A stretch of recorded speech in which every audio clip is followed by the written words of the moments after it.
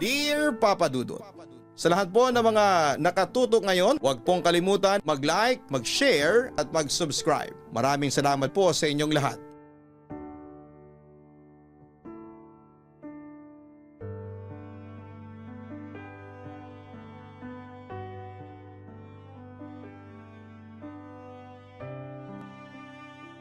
Magandang araw po sa inyong lahat. Tawagin niyo na lamang po ako sa pangalang Tering. At nakatira ako ngayon dito sa Santa Maria, Bulacan. Matagal ko nang gustong sumulat sa inyo kaso ay nag-aalinlangan akong mag-share noong una dahil po sa hiya. Pero nakumbinsi din po ako ng aking anak na gawin ito para magsilbing aral na rin po sa mga babaeng katulad ko. Hindi ko alam kung paano ko sisimulan ang aking kwento. Sisimulan ko ang kwento ko noong bata pa ako at nakatira kami ng mga magulang ko at kapatid ko sa Nueva Ecija. 11 years old at grade 5 pa lamang ako noon. Masyadong simple ang pag-aaral sa probinsya na pinapasukan ko. Kinder to grade 6, 7 silid-aralan at 7 lang rin ang guro. Walang sections, iisang guro sa kada baitang. Ganon kasimple ang pamamalagi ko sa paaralan na yon. Bagong lipat lang kami ng pamilya at doon namin ipagpapatuloy ang pag-aaral ng mga kapatid ko.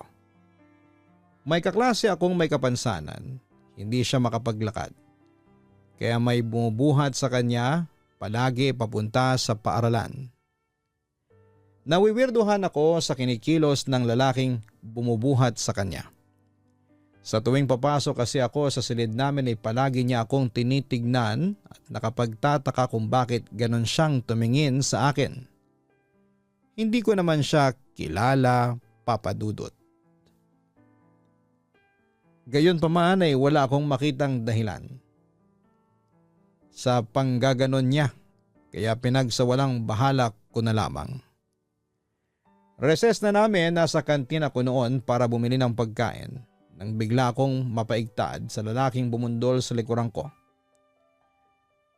Mga nagmamadali siksikan dahil sa recess ng mga panahong yon. Nagtutulakan para mauna sa pila. Hinayaan ko na lamang yon at bumalik ulit sa pila agad ko namang tinuro ang gusto kong bilhin. Nang nasa harapan na ako, ngunit nang pag-abot ko ng bayad ay saka ko lang nakita kung sino ang nagtitinda. Nagulat ako sa kakaibang pagtitig ng lalaking yon sa akin. Siya yung lalaking bumubuhat sa kaklase ko. Napayuko na lamang ako habang inabot ang aking bayad dahil sa kaba at hiya. Nakakatakot yung mga tingin niya habang nakangiti siya ng bahagya. Hindi ko na lang yon pinansin at saka agad na umalis. Pagbalik ko sa classroom ay naalala ko ang mga nangyari sa kantin. Nagtataka ako kung bakit ganon umasta ang tindero sa kantin. Kung makatingin siya ay parang matagal na niya akong kilala. Samantalang bago lamang siya sa paningin ko. Mabilis kong tinapos ang pagkain at sakto namang pagpasok ng aming guro na siya namang agad na nag-discuss. Noong tanghali na ay agad kong tinungo ang kantin para mag-lunch. Ayun na naman ang kakaibang tingin niya. Nang pagpasok ko sa loob, agad akong bumili ng ulam. Saka inabot ang bayad na hindi tumitingin sa nagtitinda. Nakayuko akong inabot ang binili ko at dali-daling pumunta sa bakanting upuan. Kung saan ay walang masyadong umuupo. Nang matapos na ako ay sinimulan ko nang ligpitin ang pinagkainan ko na siya namang paglapit ng lalaki sa pwesto ko. Nagtataka ko siyang tinignan habang siya ay ngingiti-ngiti pang pinagmamasdan ako. Kinabahan ako masyado sa inaasta niya. Tering, biglang tawag niya ng patalikod na sana ako. Napahinto muna ako bago ako lumingon sa kanya nang may pagtataka. Papaanong alam niya ang palayaw ko? Sa school ang tawag sa akin ng mga kaklase ko ay Teresa. Tering ang palayaw ko kapag nasa bahay at kakaunti lang ang tumatawag sa akin ng Tering. Sina mama, papa, mga kapatid ko at ilang kamag-anak at mga close friends ko na hindi naman nag-aaral sa school na pinapasukan ko. Hindi agad ako nakapagsalita at tumingin muna ako sa mga taong naroon sa loob ng kantin at sa mga taong labas-pasok para bumili. Taka silang tumitingin sa akin at sa amin ng lalaking kasama ko, saka mabilis na umalis. Nagugulat ako sa mga inaasta nila matapos nila akong tignan. Anak ka ni na Sonia at Lando, hindi ba? Taka ko na naman siyang tinignan nang tanungin niya ako noon. Huwag kang matakot sa akin. Kilala ko ng mga magulang mo. Kuya ko ni Cindy. Pagpapatuloy niyang sabi habang hinahawakan ang isa kong braso. Ang tinutukoy niyang Cindy ay walang iba kundi ang kaklase kong PWD. Umupo siya habang hawak niya pa rin ako. Iniharap niya ako sa kanya, ngayon ay nakatalikod na ako sa mga taong nandun sa kantin habang nakatayo. Malayo kami sa maraming tao, nasa pwesto kami kung saan ay hindi masyadong makikita ang ginagawa niya sa akin. Pinipisil niya ang balat ko sa braso habang ngingiti-ngiting pinagmamasdan ang kabuuan ko. Napanganga na lamang ako nang hawakan niya ang maselang parte ng katawang ko sa ibaba. Hindi pa siya nakontento at hinimas niya pa ito ng marahan. Habang nakatingin sa akin, nanginginig ako sa ginagawa niya. Wag na wag kang magsusumbong sa mga magulang mo, ha? Hindi lang ito ang aabutin mo pag nagsumbong ka. Papatayin ko ang mga magulang mo, naiintindihan mo? Ngingising-ngising bulong niya habang sabik na hinihimas ang pagkababae ko. Inosente ko siyang tinignan at gusto ko siyang tanungin kung bakit niya ito ginagawa. Ngunit walang lumalabas sa bibig ko. Hindi ko siya kilala. Bakit niya ako ginanon? Paulit-ulit na tanong ko sa aking isipan kahit na nandito na ako sa bahay. Natatakot akong magsumbong sa magulang ko. Hanggang ngayon natatakot pa rin ako sa kung anong mangyayari. Lumipas sa mga araw na palagi niya yung ginagawa at hindi pa nakontento, ay ipinapasok niya pa sa suot ko ang mga kamay niya habang pinapaikot yon sa pagkababae ko. May pinapagawa sa aming project ang aming guro at kailangang may kapartner yon dahil bukas lang rin ang pasahan. Partner ko si Cindy kaya wala akong choice kundi gawin sa bahay nila ang project namin. Pero bago ko gawin yon ay tinanong ko si Cindy kung naroon ba sa bahay ang kuya niya. Sabi niya ay wala kasi mag-overtime ito sa kantin dahil clean up at inventory day. Kaya napapayag akong pumunta sa bahay ni Cindy. Nauna siyang umuwi kaysa sa akin dahil maaga siyang sinundo ng pinsan niya. Umuwi muna rin ako sa bahay namin para magpalit ng damit saka ako pumunta sa bahay ng kaklase ko. Nang mga sandaling yon ay gusto ko nang umalis sa kanilang bahay kahit na kararating ko pa lang. Ang bigat kasi sa pakiramdam at saka kinakabahan ako baka biglang dumating ang kuya niya. Nanginginig ako noon sa takot pero hindi ko pinahalata kay Cindy. Pero itong kaklase ko ay malakas ang pakiramdam. Teresa, parang takot na takot ka. May problema ka ba?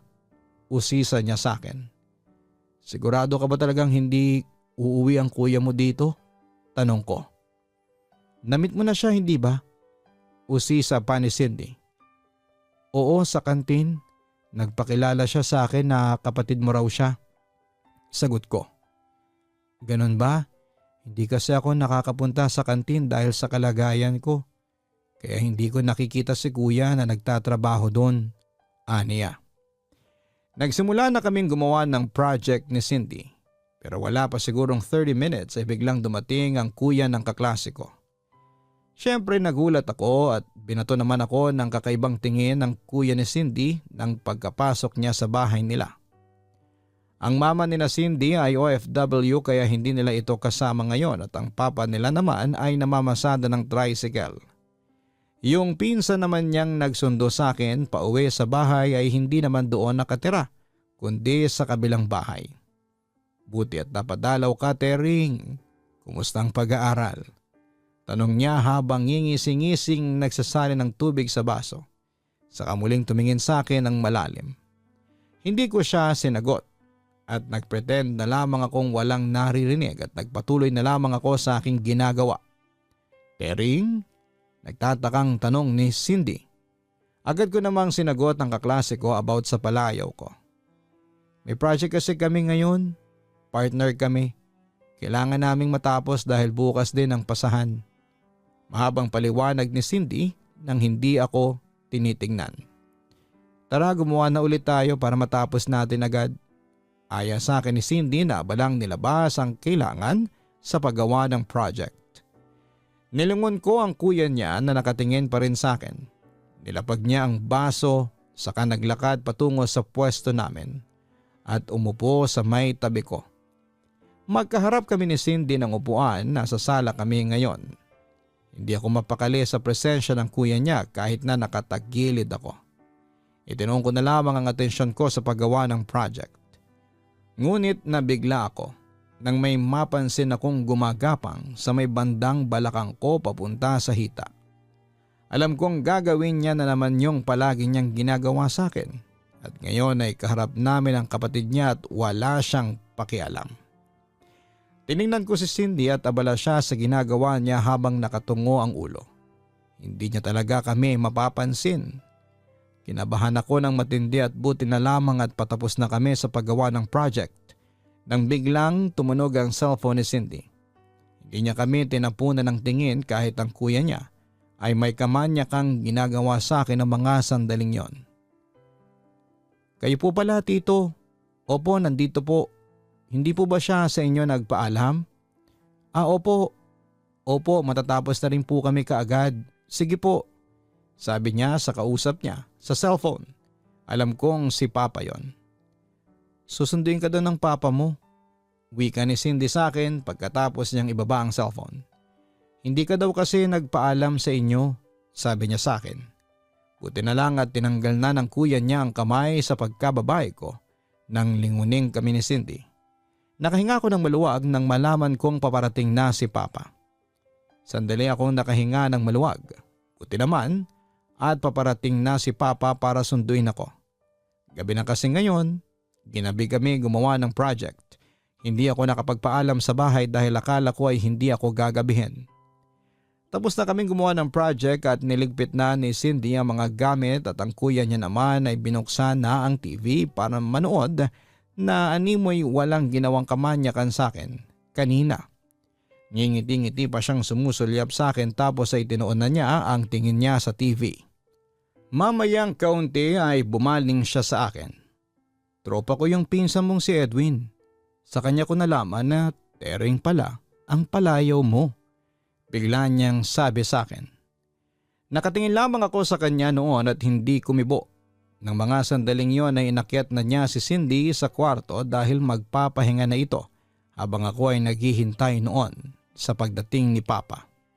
Pero nang mga sandaling yon ay hindi na ako mapakali. Aalis na po ako. Nagmamadali kong sabi at anyong lalabas na ng bahay pero bigla akong pinigilan ng kuya ni Cindy. Sandali, aalis ka na? Hindi mo na ba hihintayin ng tatay mo na dumating dito? May panunuksong tanong niya sa akin. Pero nagpumiglas ako sa pagkakahawak niya sa akin at nagtangka pa rin akong makalabas ng bahay nila. Ngunit papadudot, hindi ako nakawala sa malalakas niyang braso. Dito ka lang, Tering. Paligayahin mo ko habang hinihintay natin ng tatay mo. Sabi pa niya sa akin na parang nangaasar. Mamayang kaunti ay hinubad niya ang kanyang shorts at tumambad sa akin ang suot niyang underwear. Bakat na bakat noon ang kanyang pagkalalaki. Nang biglang kinuha niya ang kamay ko at pinahipo niya sa akin ang kanyang pagkalalaki. Doon na ako umiyak pero hindi ako makasigaw. Kasi mabilis niyang tinakpan ang bibig ko ng kung anumang tela. Hindi ko na nga nakita kung bimpo ba yon o damit basta makapal na tela yon. Kaya hindi ako makasigaw, papadudot. Sa puntong yon ay napaiyak na ako. Pero papadudot siguro ay way na rin ang Panginoon para makawala ako sa impyernong yon.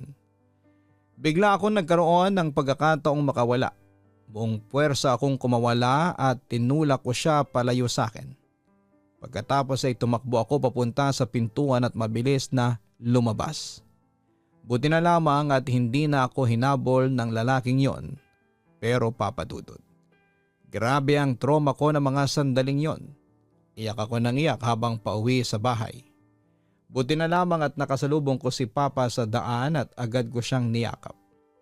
Tinanong niya kung ano ang nangyari pero hindi ko magawang sabihin sa kanya ang totoo dahil natatakot ako na baka totohanin ng lalaking yon ang banta niya na papatayin ang mga magulang ko. Sa kabilang banda ay hindi ako pumasok sa school ng halos 1 linggo dahil sa takot. Nang usisain naman ako ng mga magulang ko ay sinabi ko na lamang na nakakita ako ng engkanto. Mukhang naniwala naman sila sa akin at pinaalbularyo pa nila ako. Pero alam agad ng albularyo na nag-iimbento lamang ako ng kwento. Ewan ko lang kung nalaman niyang biktima ako ng harassment ng kuya ni Cindy. Samantala Papa Dudut, pagpasok ko ng school ay hindi na ako pumunta ng kantin namin sa takot na makita ang kapatid ni Cindy. At kapag uwian na ay sumasabay ako sa mga kaklase ko at kapag nakikita ko sina Cindy at ang manyak niyang kapatid ay sumasakay na lamang ako ng tricycle pa uwi. Iniwasan ko na rin si Cindy pagkatapos noon. Lumipas ang mga buwan at bumisita ang tita ko sa bahay namin kasama ang pinsang kong si Edwin. Habang nagkwekwentuhan ang aming mga magulang ay biglang lumapit sa akin si Edwin at nagwika. "Uy, ikaw ha? Crush mo pala si Joseph?" Wika niya, referring sa kuya ni Cindy na Joseph ang pangalan. Napatingin naman ako sa pinsan ko nang may takot. Alam ko kasing tropa ito ng lalaking nang manyak sa akin. Kinuwento niya sa akin na ikaw raw ang gumagawa ng the moves para mapansin ka niya. Dagdag pa ni Edwin. "Kuya Edwin, hindi ko siya crush at kailanman hindi ako magkakagusto sa lalaking yon." Biglang naibulalas ko sa galit. Nagtinginan sina mama at papa at tita sa akin pagkatapos noon habang natameme naman ng pinsan ko. "Grabe ha, galit na galit." Natatawang wika na lang ng pinsan ko sa akin. Sa puntong iyon ay hindi na ako nakatiis pa at sinabi ko na sa kanila ang katotohanan. "Yang Joseph na yan, binastos ako. Binastos niya ako." Galit na wika ko. That time ay wala na akong pakialam kung babalikan man ako ni Joseph pagkatapos kong sabihin sa mga magulang ko na biktima ako ng sexual harassment. Nang marinig naman yun ng mga magulang ko ay galit na galit sila na sinubukan nilang lusubin ang bahay ni Cindy. Pero hindi ko alam kung may nagtimbre kay Joseph kasi pagdating ni na mama at papa doon ay wala na si Joseph. Umuwi na raw ito ng probinsya at wala silang nadat ng iba kundi sina Cindy at ang tiyahin nito. Maski sa kantin ay wala na rin si Joseph at nabalitaan ko na nag-awol na ito sa kanyang trabaho. At may palagay sila na hindi na ito babalik pa sa lugar namin kahit kailan dahil sa banta ng mga kapamilya at kaanak ko sa kanya. Sa kabilang banda ay nagreklamo din ako sa pulisya kaya lalong sumikip ang mundo ni Joseph. Pero ang nakakalungkot kahit na ilang beses na siyang hinanap para harapin ang kasong isinampa sa kanya, hindi na siya makita pa. Maski sina Cindy at nanay niya ay clueless din sa kinakaroonan ni Joseph. Papa Dudut, 23 years old na ako ngayon at kahit na 12 years na ang lumipas, ay sariwa pa rin sa alaala ko ang kababuyang ginawa sa akin ng lalaking yon. At sa maniwala kayo o hindi ay missing pa rin si Joseph hanggang ngayon. Patay na siguro ang lalaking yon dahil sa kamanyakan. Papa Dudut, hanggang dito na lamang po ang sulat ko at maraming salamat in advance kung mapili mong itampok ang aking sulat. Sa mga babaeng nakikinig, tandaan na ipaglaban ninyo ang inyong karapatan. Huwag kayong matakot sa mga lalaking abusado. Panagutin ang mga bastos at rapist. Lubos na gumagalang, Tering. Maraming salamat Tering sa lakas ng loob mo para mag-share ng ganitong kwento sa amin. It takes courage para sa isang babae na aminin na isa siyang biktima ng harassment. Pero tandaan ninyo kung kayo ay naging biktima ng rape or sexual assault, ay huwag niyo itong ipagwalang bahala. Mahirap man, pero kailangang magsumbong sa otoridad para mahuli ang suspect at maprotektahan ang iyong sarili at mga kapwa mo babae. At para hindi mangyari sa iyo ang naranasan ng biktimang inabuso, maging alerto at ugaliing mag-ingat sa lahat ng oras. Huwag magtitiwala sa mga taong hindi mo lubos na kilala. Alamin mo rin ang kanilang personality at pagkatao. Kapag bastos ang isang tao ay umiwas hanggat maaari. Gawin mo ang lahat ng klase ng pag-iingat para hindi maging biktima. Humingi ng tulong sa kinakaukulan. Alam ko na sa dami ng nagmamahal sa inyo ay marami din ang magpoprotekta.